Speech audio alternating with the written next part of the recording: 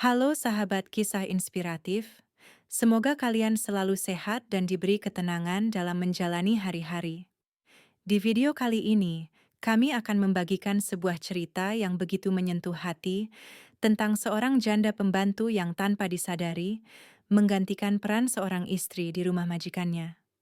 Sebuah kisah sederhana, tapi penuh makna tentang cinta, pengorbanan, dan keikhlasan. Sebelum masuk ke ceritanya, jangan lupa untuk subscribe, nyalakan loncengnya, dan tekan tombol like, supaya kamu nggak ketinggalan kisah-kisah inspiratif lainnya. Namanya Siti, perempuan sederhana berusia 30 tahun. Seorang janda muda yang hidupnya penuh perjuangan.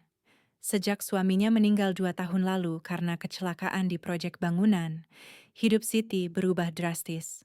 Ia harus menanggung semuanya sendirian, hutang suaminya, biaya sekolah anak, juga tanggung jawab sebagai ibu sekaligus ayah bagi si kecil. Ia sempat mencoba bertahan di desanya, menjual gorengan di depan rumah, menjahit baju tetangga, bahkan mencuci pakaian orang lain. Tapi penghasilannya tak cukup.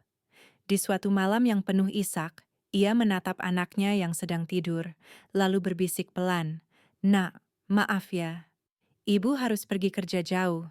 Ibu janji, nanti kamu bisa sekolah tinggi." Kalimat itu ia ucapkan sambil menahan tangis. Esok paginya, dengan membawa satu tas kain dan doa dari ibunya, Siti naik bus menuju kota. Dalam hatinya, ia tak tahu akan bekerja di mana, yang ia tahu hanya satu. Ia ingin hidup anaknya lebih baik, walau harus berkorban segalanya. Setelah berhari-hari mencari pekerjaan di kota, Siti akhirnya diterima sebagai pembantu rumah tangga di rumah seorang duda bernama Pak Arman. Rumah itu terletak di pinggiran kota, besar, rapi, tapi terasa sunyi. Ketika pertama kali melangkah ke dalamnya, Siti sempat merasa canggung. Ia menatap foto keluarga yang tergantung di ruang tamu. Seorang pria, seorang wanita, dan dua anak kecil yang tersenyum bahagia. Tapi senyum itu kini tinggal dalam bingkai. "Itu almarhumah istri saya," kata Pak Arman dengan nada datar. "Meninggal 2 tahun lalu." Siti hanya menunduk pelan. "Innalillahi, Pak. Semoga beliau tenang di sisi Allah." Sejak saat itu, Siti tahu, rumah ini tak hanya butuh tangan yang bekerja, tapi juga hati yang menghangatkan. Ia tahu, dirinya tidak hanya akan membersihkan lantai dan memasak nasi, tapi juga membantu menyapu sepi yang tinggal di hati keluarga itu. Hari-hari Siti berjalan penuh kerja keras. Ia bangun sebelum azan subuh berkumandang, menyiapkan sarapan, mencuci pakaian, lalu menyapu halaman yang dipenuhi daun kering. Saat matahari mulai naik, suara anak-anak kecil terdengar dari lantai atas. Dua anak Pak Arman yang masih duduk di sekolah dasar. "Bunda, sarapannya apa hari ini?" teriak si bungsu, Adit, dengan semangat. Siti tersenyum kecil sambil menjawab dari dapur. "Ada nasi goreng sama telur, Nak. Cepat cuci muka dulu ya." Lambat laun, suasana rumah itu berubah. Tak lagi sunyi. Tawa anak-anak kembali memenuhi ruang tamu, aroma masakan memenuhi dapur, dan suara langkah kaki Siti menjadi irama baru bagi rumah yang dulunya mati rasa. Kadang, Pak Arman pulang kerja dengan wajah lelah, tapi saat mencium wangi sayur lodeh buatan Siti, ia tersenyum kecil. "Aroma masakan kamu mengingatkan saya sama istri saya dulu," ucapnya pelan. Siti hanya menunduk, pura-pura sibuk menata meja, karena hatinya bergetar mendengar itu. Hubungan antara Siti dan anak-anak semakin dekat. Mereka sering bercerita sebelum tidur, tertawa bersama di ruang keluarga, bahkan kadang meminta Siti menemani belajar. "Bunda, tolong ajarin Adit baca puisi, ya?" pinta anak bungsu itu suatu malam. "Tentu, Nak," jawab Siti lembut sambil menepuk bahunya. Meski awalnya mereka memanggil Siti Bu Siti, lama-lama lidah anak-anak itu terbiasa menyebutnya Bunda. Sebutan itu membuat Siti tertegun setiap kali mendengarnya. Ia tahu itu bukan panggilan untuk dirinya, tapi untuk sosok yang dulu mereka rindukan, ibunya yang sudah tiada. Namun entah kenapa, setiap kali dipanggil begitu, hatinya terasa hangat sekaligus sedih. Kadang, saat malam sudah larut dan semua tertidur, Siti duduk sendirian di dapur, menatap foto keluarganya di ponsel. Ia bergumam lirih, "Nak, di sini ibu dipanggil bunda, tapi cuma kamu yang benar-benar punya ibu ini." Air matanya jatuh tanpa suara, tapi keesokan harinya ia tetap tersenyum seperti biasa, seolah tak ada yang terjadi. Pak Arman, majikannya, bukanlah orang yang banyak bicara. Ia tipe pria yang pendiam, sederhana, tapi pekerja keras. Sejak istrinya meninggal, ia jarang berinteraksi dengan siapapun selain rekan kerja dan anak-anaknya. Namun, sejak kehadiran Siti, perlahan-lahan sesuatu di dalam dirinya berubah. Ia mulai terbiasa menyapa, mulai memperhatikan hal-hal kecil, seperti memastikan Siti sudah makan, atau menanyakan kabar anaknya di kampung. Kadang, saat mereka berbincang di teras sore hari, suasananya terasa tenang. "Siti, anak kamu umur berapa?" tanya Pak Arman suatu sore sambil menyeruput teh hangat. 7 tahun, Pak. Namanya Raffi, jawab Siti dengan senyum lembut. Kangen ya? Siti hanya mengangguk pelan, matanya menerawang jauh. Setiap hari, Pak. Tapi saya harus kuat, karena kalau saya lemah, siapa yang jaga dia? Pak Arman terdiam sejenak. Di dalam hatinya, ia kagum pada keteguhan perempuan itu. Perempuan yang datang tanpa banyak bicara, tapi menghadirkan kehangatan yang bahkan ia sendiri tak bisa pahami. Rumah yang dulu hanya tempat singgah, kini mulai terasa seperti rumah lagi. Semua karena satu hal kecil, kehadiran Siti. Sore itu, hujan turun deras. Langit tampak muram, petir sesekali menggelegar di kejauhan. Di ruang tamu, lampu mulai berkedip, menandakan listrik akan padam. Siti buru-buru menyalakan lilin di atas meja makan, sementara dua anak Pak Arman berlari ke arahnya sambil memeluk. "Bunda, takut petir," kata Adit, suaranya bergetar. Siti tersenyum menenangkan. "Enggak apa-apa, nak. Petir itu cuma suara langit lagi marah sebentar." Ia memeluk mereka erat, mencoba menyalurkan rasa aman yang dulu mungkin hanya bisa mereka dapat dari ibunya. Tak jauh dari situ, Pak Arman duduk di teras, memandangi air hujan yang jatuh deras di halaman. Siti melirik ke arahnya, lalu mengambil teko dan menyiapkan segelas teh hangat. Perlahan ia berjalan mendekat, lalu meletakkan cangkir itu di meja. "Pak, tehnya saya buatkan, biar hangat sedikit badannya." Suaranya pelan, tapi tulus. Pak Arman mengangkat wajahnya, menatap Siti beberapa detik sebelum berkata lirih, "Udah lama, nggak ada yang bikinin teh buat saya." Kalimat sederhana itu menggantung di udara, membuat dada Siti tiba-tiba sesak. Ia menunduk, menahan haru, sementara di luar sana, hujan terus turun, seolah ikut merasakan kesepian dua jiwa yang duduk di bawah atap yang sama. Malam itu, listrik padam cukup lama.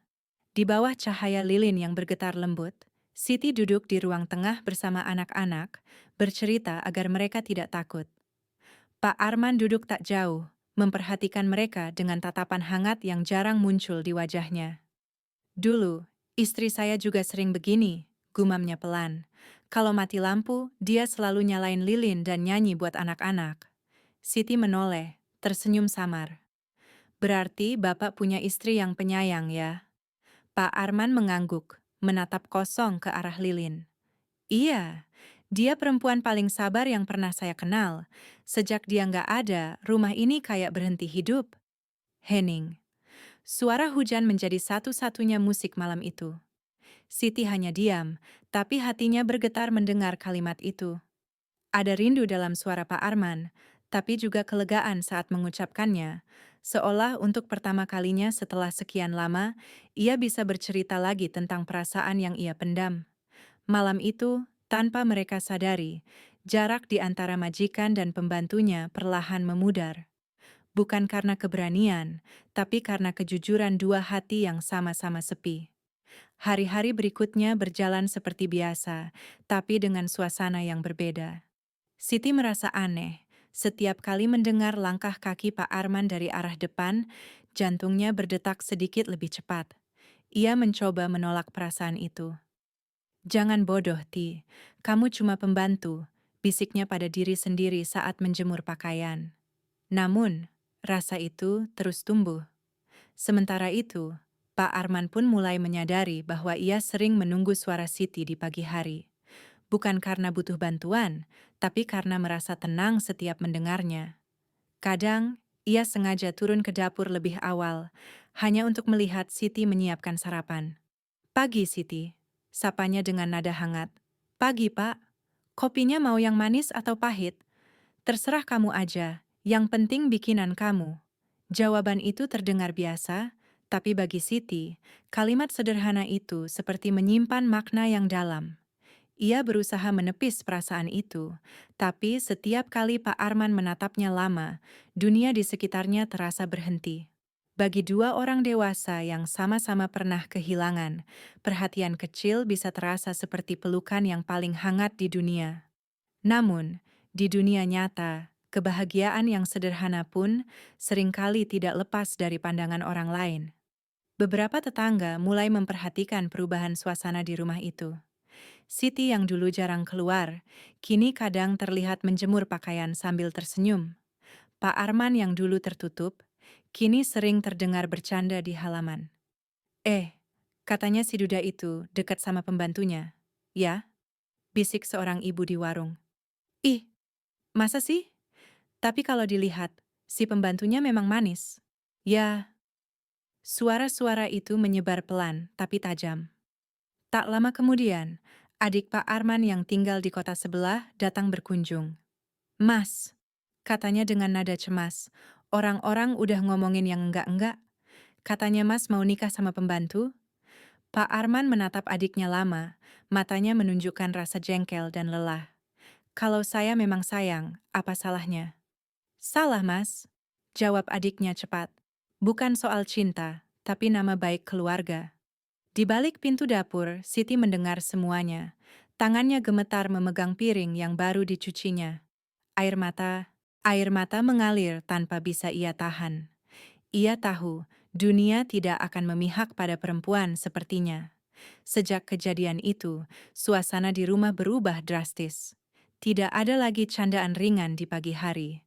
Tidak ada lagi obrolan santai di sore hari. Siti kembali menjadi seperti saat pertama kali datang. Bekerja dalam diam, tanpa banyak bicara. Ia merasa asing di rumah yang sudah ia rawat dengan sepenuh hati. Setiap kali melihat Pak Arman, ada tatapan yang tak terucap. Tatapan yang penuh kerinduan sekaligus kepasrahan.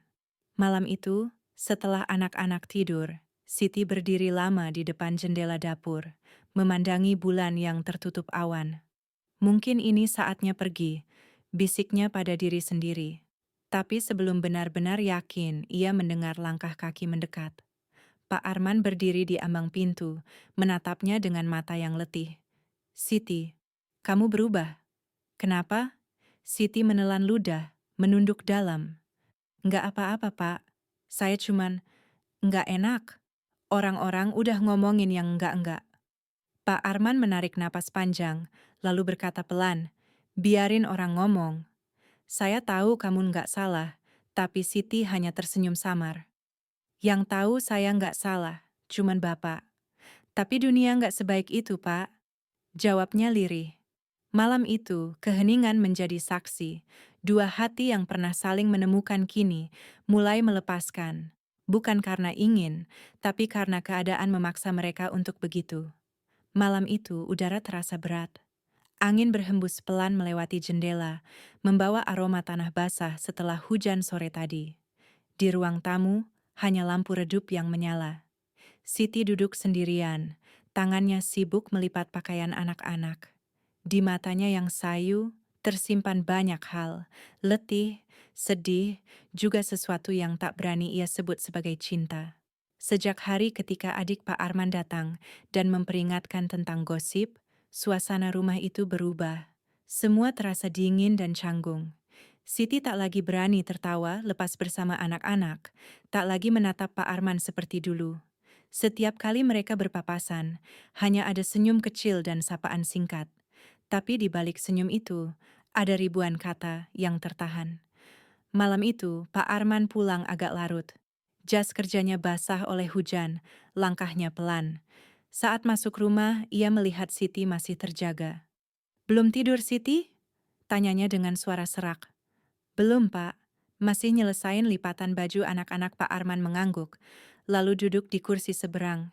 Hening beberapa detik, lalu ia berkata, "Rumah ini kayak kehilangan lagi." Ya, Siti berhenti melipat, menatapnya sebentar. "Mungkin karena kita sama-sama takut, Pak. Takut sama omongan orang, tapi juga takut kehilangan yang udah bikin rumah ini hidup lagi." Kalimat itu membuat mata Pak Arman memanas. Ia ingin berkata banyak hal, tapi tenggorokannya terasa kaku. Hari-hari berikutnya, Siti merasa dirinya semakin tak berdaya menghadapi keadaan. Setiap pagi, ia masih menyiapkan sarapan, mengantar anak-anak sekolah, dan menjalankan semua tugas seperti biasa. Tapi hatinya seperti berjalan di tepi jurang. Ia tahu, cepat atau lambat, langkahnya harus berhenti. Suatu siang, saat ia sedang menjemur pakaian, tetangga sebelah lewat dan menyapa dengan senyum sinis. "Wah, Mbak Siti, enak ya kerja di rumah duda ganteng. Siapa tahu nanti jadi nyonya rumah sekalian," katanya setengah bercanda, tapi penuh sindiran. Siti hanya membalas dengan senyum kaku, tapi hatinya seperti diremas. Malamnya, saat anak-anak sudah tidur, ia duduk di dapur sendirian. Air matanya menetes diam-diam ke atas piring yang belum selesai dicucinya.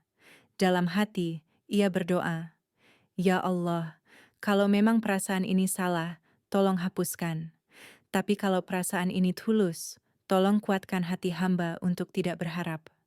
Tepat saat itu, langkah kaki terdengar dari arah belakang. Pak Arman berdiri di ambang pintu, menatapnya dengan wajah lelah. "Kamu nangis?"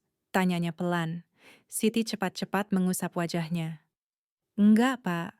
Cuman kelilipan sabun." Tapi Pak Arman tahu, itu bukan sabun. Ia tahu, itu air mata yang sudah terlalu lama ditahan. Beberapa hari kemudian, suasana semakin tegang. Telepon dari keluarga besar Pak Arman datang hampir setiap malam, menanyakan kabar dan menyinggung soal gosip yang beredar. "Mas Arman, kami cuman gak mau kamu jadi bahan omongan. Tolong jaga jarak sama pembantu itu." Suara dari seberang terdengar tegas. Setelah panggilan itu berakhir, Pak Arman hanya duduk terdiam di ruang tamu. Siti lewat sambil membawa cucian kering, tapi langkahnya berhenti saat melihat wajah Pak Arman yang murung. "Ada apa, Pak?" tanyanya pelan. "Nggak apa-apa, cuma orang-orang terlalu sibuk urusin hidup orang lain." Ia mencoba tersenyum, tapi matanya sendu. "Siti, kadang saya mikir, apa salahnya dua orang yang sama-sama pernah kehilangan, saling menemukan lagi?" Siti menunduk, hatinya bergetar. "Mungkin nggak salah, Pak. Tapi nggak semua yang benar bisa diterima orang." Sunyi. Hanya suara jam dinding berdetak. Dalam keheningan itu, keduanya sadar. Cinta mereka bukan takdir yang mudah. Di satu sisi ada kebahagiaan yang mereka rasakan, tapi di sisi lain ada tembok tinggi bernama pandangan masyarakat, yang siap menjatuhkan siapapun yang berani menentangnya. Malam itu, keduanya sama-sama menangis, tapi diam-diam, karena di dunia ini, bahkan air mata mereka pun tak boleh terlihat bersamaan. Pagi itu, langit tampak kelabu. Siti bangun lebih awal dari biasanya. Entah kenapa, hatinya terasa berat. Ia menyiapkan sarapan dengan tangan yang gemetar, seolah sedang menyiapkan perpisahan yang belum diucapkan.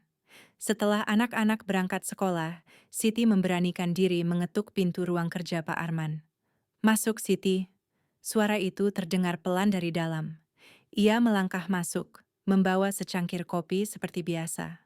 Tapi kali ini, tangannya membawa sesuatu yang lain. Selembar surat yang ia tulis semalaman. Ia meletakkan surat itu di atas meja, lalu berkata dengan suara bergetar, "Pak, kalau boleh, saya mau pamit." Pak Arman terkejut. "Kenapa tiba-tiba?" Siti tersenyum lemah. "Karena kalau saya terus di sini, Saya takut jadi alasan Bapak kehilangan nama baik. Siti, nggak usah mikirin omongan orang, kata Pak Arman cepat, suaranya meninggi karena panik. Tapi Siti menatapnya dengan mata berkaca-kaca. Saya bukan mikirin omongan orang, Pak. Saya mikirin Bapak dan anak-anak. Kalau saya pergi, mereka nggak perlu dengar kata-kata buruk lagi. Biar saya yang hilang, asal rumah ini tetap tenang. Suasana hening. Pak Arman menatap Siti lama, seolah ingin menghentikan waktu. Tapi tak ada kata yang bisa ia ucapkan selain satu kalimat yang hampir tercekik di tenggorokannya. Jangan pergi. Tapi pagi itu, Siti tetap pergi. Ia meninggalkan rumah dengan langkah pelan, membawa satu tas kain, yang dulu juga ia bawa saat pertama datang. Di meja makan, ia meninggalkan sepucuk surat kecil dengan tulisan tangannya yang rapi. Isinya sederhana tapi menghancurkan hati siapapun yang membacanya. Terima kasih Pak Arman, sudah memperlakukan saya dengan hormat dan kasih. Saya belajar banyak di rumah ini, tentang tanggung jawab, tentang cinta, dan tentang ikhlas. Jangan cari saya, Pak. Bukan karena saya marah, tapi karena saya ingin Bapak tenang. Doa saya selalu untuk Bapak dan anak-anak. Ketika Pak Arman turun ke ruang makan dan menemukan surat itu, tubuhnya lemas. Cangkir kopi yang baru dibuatnya jatuh dari tangan dan pecah di lantai. Ia duduk, membuka surat itu perlahan, lalu membacanya berulang kali sampai air matanya menetes ke atas kertas. Di luar jendela, matahari mulai muncul, tapi di hatinya, hari itu terasa seperti malam yang tak pernah berakhir. Rumah yang dulu kembali hidup, kini sepi lagi. Anak-anak memanggil, "Bunda Siti mana, Pak?" Tapi Pak Arman hanya terdiam. Di dalam dirinya, ia tahu, cinta yang datang dalam diam, kini pergi dengan diam yang sama. Dan mungkin, begitulah cinta sejati bekerja. Ia datang untuk menyembuhkan, bukan untuk memiliki. Sudah 3 bulan sejak kepergian Siti. Rumah itu kini sunyi seperti kehilangan jiwanya. Setiap pagi, aroma nasi goreng buatan Siti yang biasa tercium dari dapur tak ada lagi. Anak-anak sering menanyakan kapan Bunda Siti pulang, tapi Pak Arman hanya bisa menjawab dengan senyum palsu. Ia berusaha terlihat kuat, tapi di dalam dadanya ada kekosongan yang sulit dijelaskan. Malam-malamnya kini ditemani kesepian. Kadang, saat duduk di teras, ia masih bisa merasakan bayangan Siti yang berdiri di dekat pintu, menunggu untuk membuka gerbang. "Siti," bisiknya pelan suatu malam, "kenapa kamu nggak pamit dengan mata? Kenapa cuma dengan surat?" Tak ada jawaban, hanya suara jangkrik yang terus mengiringi malamnya. Hingga suatu pagi, tanpa sengaja ia menemukan di lemari dapur sebuah syal yang pernah dipakai Siti, masih beraroma sabun dan sedikit wangi melati. Ia genggam syal itu erat, menutup matanya. "Kalau kamu dengar, aku cuma mau bilang, rumah ini nggak sama tanpa kamu." Air mata jatuh begitu saja, bukan karena lemah, tapi karena ia akhirnya sadar, kehilangan yang sesungguhnya bukan ketika seseorang pergi, tapi ketika tak ada lagi harapan untuk memanggilnya pulang. Hari demi hari berjalan. Pak Arman mencoba melanjutkan hidup, tapi bayangan Siti selalu hadir di sela-sela kesibukannya. Setiap kali ia menyuapi anak bungsunya, suara lembut Siti seperti masih terdengar di telinganya. "Pelan-pelan, Pak, nanti kepedesan." Kadang, saat membuka lemari dapur, ia menemukan piring yang disusun dengan cara khas Siti, rapi, menghadap ke satu arah, seolah menandakan ketelatenan yang tulus. Namun semua itu kini tinggal kenangan. Suatu sore, ketika sedang di kantor, Pak Arman menerima amplop berwarna coklat dari pos. Tidak ada nama pengirim, hanya tulisan tangan sederhana. Untuk Pak Arman dan anak-anak. Saat ia buka, di dalamnya ada foto 3 anaknya yang tersenyum di halaman rumah, dan di belakang foto itu tertulis, "Saya baik-baik saja, Pak. Doakan saya selalu dalam lindungan Allah. Jangan khawatir, saya sudah bekerja di tempat baru, tapi setiap kali saya menatap langit sore, saya tetap ingat suara tawa anak-anak. Terima kasih sudah membuat saya merasa punya rumah, walau sebentar." Pak Arman memandangi tulisan itu lama. Matanya memerah. Ia tak tahu harus bersyukur atau bersedih. Setidaknya ia tahu Siti masih hidup, tapi entah di mana. Dalam hati, ia berdoa, "Ya Allah, kalau bukan untukku, jagalah dia untuk kebahagiaan yang pantas dia dapatkan." Waktu terus bergulir. 5 tahun berlalu. Anak-anak tumbuh besar, dan hidup perlahan mulai berjalan seperti semula. Tapi ada satu hal yang tidak pernah berubah. Kursi kosong di dapur, tempat Siti dulu suka duduk sambil mengupas bawang, masih tetap kosong. Pak Arman tidak pernah membiarkan siapapun duduk di sana. Bagi dia, itu bukan sekadar kursi, itu kenangan. Suatu hari, saat ia sedang menyiapkan acara syukuran ulang tahun anaknya, seseorang mengetuk pagar depan. Ketika ia keluar, ia melihat seorang wanita dengan wajah yang agak asing, tapi sorot matanya terasa sangat familiar. Wanita itu tersenyum, membawa bingkisan kecil. "Assalamualaikum, Pak." Suaranya bergetar. Butuh waktu beberapa detik sebelum Pak Arman menyadari, itu Siti. Namun wajahnya berbeda. Lebih matang, sedikit tirus, tapi masih dengan senyum yang sama. "Siti?" Ucapnya pelan, hampir tak percaya. "Iya, Pak. Maaf datang tanpa kabar. Saya cuma mau ngucapin selamat ulang tahun buat anak-anak." Anak-anak yang mendengar suara itu langsung berlari, memeluknya. Suasana rumah tiba-tiba penuh tangis dan tawa. Tapi di antara semua itu, hanya mata Pak Arman dan Siti yang tak bisa bertemu terlalu lama. Ada perasaan yang dulu tumbuh, kini hanya bisa disimpan, karena waktu sudah mengubah segalanya. Setelah hari itu, Siti datang sesekali, membawa kue, membantu memasak, lalu pulang sebelum malam tiba. Ia kini bekerja di panti asuhan, mengurus anak-anak yang kehilangan keluarga. Mungkin karena ia tahu rasanya kehilangan tempat pulang. Suatu sore, saat hujan turun, Siti menunggu reda di teras rumah Pak Arman. Mereka duduk berdua, tanpa banyak bicara. Hanya suara hujan yang menutupi kebisuan mereka. "Siti," kata Pak Arman akhirnya, "kalau dulu kamu nggak pergi, mungkin hidup kita nggak serumit ini." Siti tersenyum, menatap hujan di depan mereka. "Kalau dulu saya nggak pergi, mungkin rumah ini nggak akan seindah sekarang, Pak. Kadang, cinta itu harus pergi biar bisa tetap suci." Pak Arman menunduk, menatap jemarinya yang gemetar. "Saya masih nyimpan surat kamu, tahu?" Siti tertawa kecil. "Dan saya masih nyimpan foto anak-anak, Pak. Kadang saya lihat kalau rindu hujan terus turun, tapi entah kenapa, keduanya merasa damai. Tak ada janji, tak ada kata cinta, tapi kehadiran mereka cukup untuk saling memahami bahwa perasaan tak selalu harus dimiliki untuk tetap abadi." Beberapa tahun kemudian, kabar duka datang. Siti jatuh sakit dan dirawat di rumah sakit kecil di pinggiran kota. Saat Pak Arman mendengar, ia langsung datang. Tubuh Siti tampak lemah, tapi senyumnya masih sama, tenang dan ikhlas. "Pak Arman," suaranya pelan. "Maaf, saya nggak bisa bantu jagain anak-anak lagi." Pak Arman menggenggam tangannya erat. "Jangan ngomong gitu, Siti. Kamu yang jagain hati kami selama ini." Air mata menetes di pipi Siti. "Saya cuma pengen bilang satu hal, Pak. Terima kasih udah ngajarin saya arti keluarga. Saya nggak pernah punya rumah, tapi waktu sama Bapak dan anak-anak, saya ngerasa punya segalanya." Pak Arman menatapnya dalam-dalam, tapi suaranya tercekat. "Kamu nggak pernah pergi dari rumah ini, Siti. Kamu bagian dari kami." Siti tersenyum. "Kalau nanti saya nggak ada, tolong jangan sedih. Cukup tanam bunga melati di depan rumah.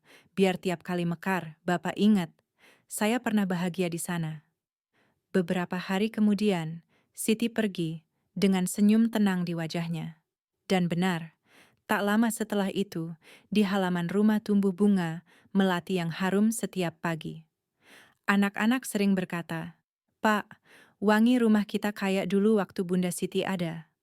Pak Arman hanya tersenyum menatap langit, membiarkan air matanya jatuh tanpa disembunyikan lagi. Kadang, cinta yang paling tulus bukan yang berakhir dengan pernikahan, tapi yang berakhir dengan doa. Siti datang ke rumah itu sebagai pembantu, tapi pergi sebagai seseorang yang meninggalkan cinta paling murni. Cinta yang tidak menuntut untuk dimiliki, tapi tetap hidup dalam kenangan, dalam aroma melati yang setiap pagi mengingatkan tentang kasih tanpa pamrih. Untuk kamu yang sedang mencintai dalam diam, ingatlah, tidak semua cinta harus bersatu untuk menjadi indah.